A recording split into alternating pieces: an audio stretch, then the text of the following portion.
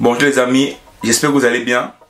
Dans cette vidéo, on va une fois de plus parler de la sortie du Mali, du Niger et du Burkina Faso au sein de la CEDEAO.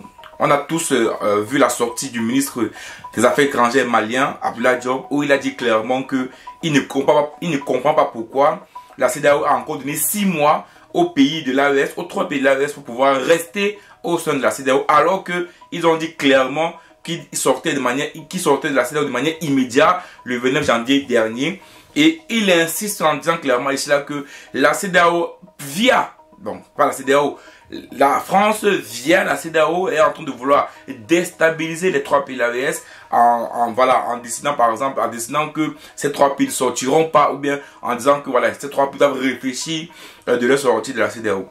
Vous avez vu récemment au Niger, le président nigérien, du Niger, même du Burkina Faso, ont parlé de tentatives de déstabilisation de leur pays par la France. Et ils ont dit clairement qu'il faut se préparer à cela.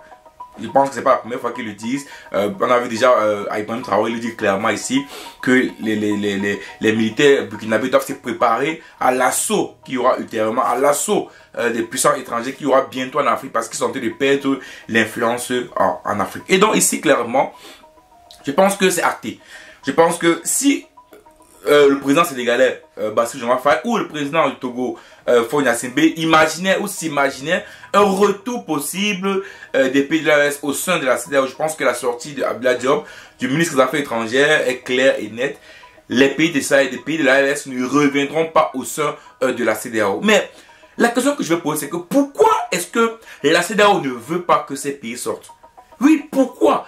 Parce qu'il sait pertinemment, et je pense que c'est pas moi qui le dis, c'est le président de la CEDEAO qui le dit, que il a compris que si ces 3 pays sortent de la CEDEAO, c'est possible que la Guinée sorte, c'est possible également que le Libéria sorte, c'est également possible que la Gambie sorte. Donc, ils sont en train de voir déjà une dislocation de la CEDEAO. Oui, parce que c'est le début d'une dislocation, il faut le dire clairement ici. Parce que les pays vont comprendre que, il y a déjà 3 pays qui sont sortis, il y a des accords qui ont été faits, peut-être la sortie était rapide, donc c'est possible qu'en 1 mois, 2 mois, on peut faire un accord vite fait et on sort de la CEDEAO.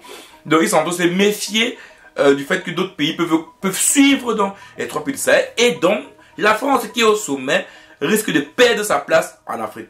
Et donc aussi clairement, quand on écoute le président Abdoulaye Diop, on s'est dit non, qu'est-ce qu'il raconte encore? Ils ont dit 6 mois, mais 6 mois après, ils peuvent accepter ou pas. Ils sont libres de faire comme ils veulent. C'est pas une obligation qui reste au sein de la CEDEAO. Ils sont libres.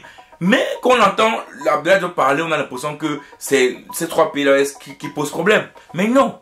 S'il le dit, c'est parce qu'il a des informations. C'est parce qu'il sait ce qui se passe derrière. Il sait que ces 6 mois, c'est pas uniquement la CEDEAO qui le veut. Il sait qu'il y a des gens derrière eux qui sont en train de mettre la position pour que ces pays ne restent pas. C'est pour ça d'ailleurs qu'ils voient le Sénégal est fort, parce que c'est les 2 seuls chefs d'État qui ont essayé de parler, de négocier. Et je pense même que c'est les seuls qui sont écoutés par l'AES. C'est les seuls, parce qu'il faut dire vrai, le président de la Côte d'Ivoire, Ouattara, ou bien Tinubu, ces gars-là ne pourront même pas être écoutés.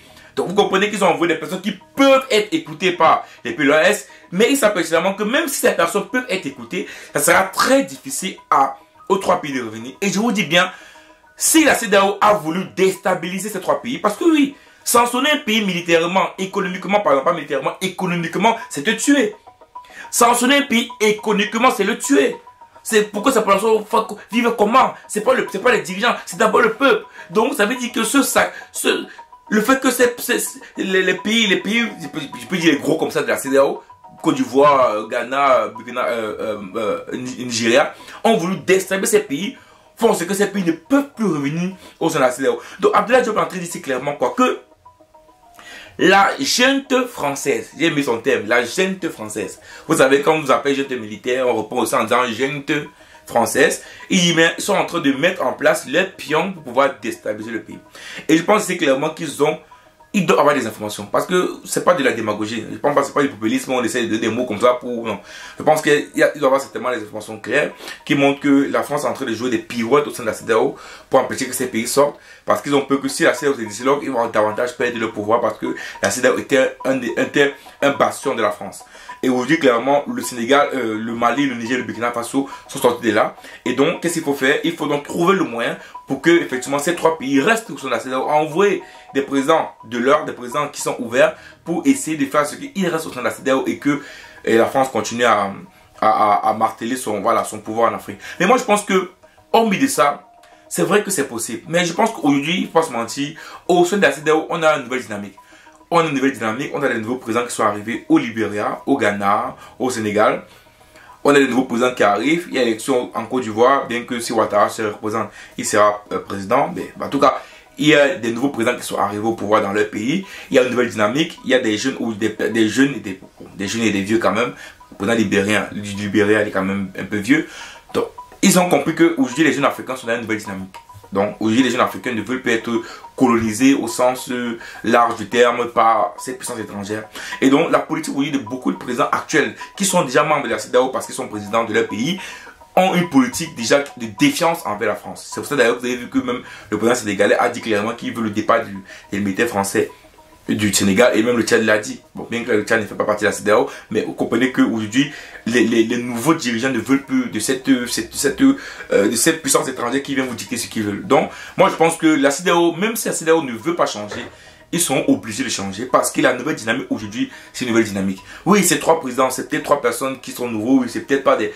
Mais je vous dis bien, cette nouvelle dynamique africaine, les chefs d'État africains ont compris que s'ils veulent être suivis par leur peuple, ils ont... Vous savez, le peuple, c'est le peuple qui dicte en fait comment le président doit fonctionner. Vous savez, en Afrique, on a toujours eu cette manière de penser en disant que non, voilà, corruption, les présidents arrivent au pouvoir par tricherie, voilà, du coup, ça fait qu'ils ne font pas vraiment la volonté du peuple, mais leur propre volonté à eux et la volonté du colon. Donc aujourd'hui, les présidents africains ont compris que les peuples aujourd'hui ne veulent plus des présidents qui dépendent des puissances étrangères. Donc, s'ils veulent rester au pouvoir, ils ont intérêt à faire la politique de leur peuple. Et aujourd'hui, les peuples africains ne veulent plus la colonisation, ils veulent la décolonisation. Donc, vous comprenez cela que si on se met dans ce sens-là, aujourd'hui, beaucoup de chefs d'État qui arrivent au pouvoir en Afrique ne peuvent plus être voilà, je ne sais pas comment dire ça, des girouettes de la France. Et donc, je pense que la CEDEAO, même s'il ne veut pas changer l'intérieur, sera obligé de changer l'intérieur parce que les présidents qui vont arriver au pouvoir ont vite compris que les peuples ne veulent plus de cette dépendance vis-à-vis des puissances étrangères, beaucoup plus la France. Donc, je dis clairement, la CEDEAO a compris, je pense qu'ils ont compris clairement après la sortie de Abdoulaye Diop que ces 3 pays ne reviendront pas au sein de la CEDEAO. Ils ont compris également qu'il